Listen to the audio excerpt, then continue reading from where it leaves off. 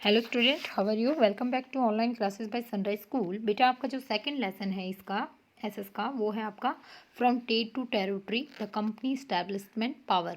इसमें है कि ट्रेड से कैसे वो कंपनी जो है ट्रेड स्टार्ट किया, फिर कैसे उसने यहाँ पर राज्य स्थापित किया। तो ये मैं आपको पूरा पढ़ा चुकी थी कि औरंगज़ेब की मृत्यु के बाद जो है मुग़ल एम्पायर बहुत ही कमज़ोर पड़ गया था और समाप्ति पर था। फिर अंग्रेज आए, अंग्रेज़ों ने ईस्ट इंडिया कंपनी जो व्यापार करने आई थी, कैसे उन्होंने बंगाल में अपनी चालें खेली और बंगाल के नवाब सिराजुद्दौला को जो है जो प्लासी की लड़ाई हुई थी 1757 में, उसमें हरा करके पूरा बंगाल अपने कब्जे में ले लिया।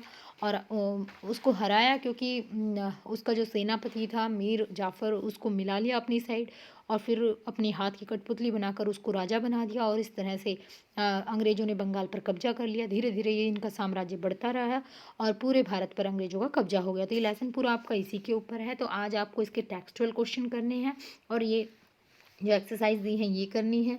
तो इसके आपको 4 क्वेश्चन जो है लर्न करने हैं। पहला है what attract European trading company to India.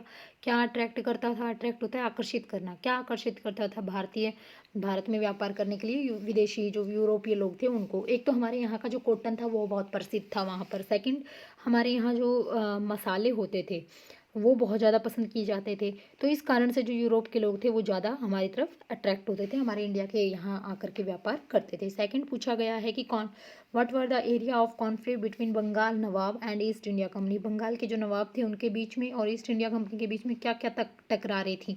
तो देखिए, सबसे पहले तो यह था कि बंगाल के नवाब ने कह दिया था कि कंपनी जो है बिना टैक्स दिए यहाँ व्यापार नहीं करेगी, तो उन्हें टैक्स देना पड़ेगा। सेकेंड, उन्होंने कह दिया था कि कंपनी जो है क्या नहीं कर सकती, बिना उसके अधिकार में जो क्षेत्र नहीं है, जो क्षेत्र में सिराजुद्दौला के अंडर में है उसमें अपनी मनमानी नहीं चला सकती, ना ही वो अपने सिक्के चला सकती है, ना ही फोर्टिफिकेशन कर सकती है। तो ये काफ़ी कारण थे जिनके कारण इन दोनों के बीच में टकराव हुआ।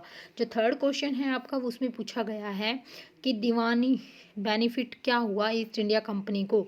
तो दीवानी बेनिफिट ये हुआ था, दीवानी मिलने के बाद जो बंगाल से जितना भी टैक्स लिया जाता था उस पर वो किसके कंट्रोल में आ गया था? ब्रिटिश के कंट्रोल में आ गया था। अब कंपनी को ज़रूरत नहीं पड़ती थी अपने देश से कुछ भी लाने की, यहीं से जो टैक्स मिलता था उससे ही उनका व्यापार बहुत अच्छे से चल रहा था। अब अगला है सब्सिडी अलायंस। क्या था सब्सिडी अलायंस? मैंने आपको पहले ही बताया था, ईस्ट इंडिया कंपनी ने इसके अनुसार ये कर रखा था कि जो भी राजा उनसे पेंशन लीजिए, राजा को पेंशन देते थे, यानी महीने का कुछ रुपए दिए जाते थे और बदले में राजा की कोई सिरदर्दी नहीं होती थी। वो कहते थे कि हम ही आपकी रक्षा करेंगे, आपको सेना रखने की जरूरत नहीं है। बस उसकी शर्त क्या होती थी अंग्रेजों की कि आपको हमारी सेना का खर्चा उठाना होगा। और ये सब्सिडी अलायंस इन्होंने इसी लिए चलाई थी क्योंकि राजा इस पर ये सोचते कि हमें तो कुछ खर्च ही नहीं करना पड़ रहा, बस इनकी सेना का ही देख रेख करनी पड़ती है।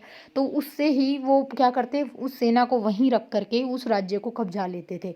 तो इस तरह से ये सब्सिडी अलायंस की जो है चलाई थी। तो ये 4 क्वेश्चन हैं जो आपको लर्न करने हैं। ये आपका आज का वर्क है 8th क्लास एसएस का। Thank you.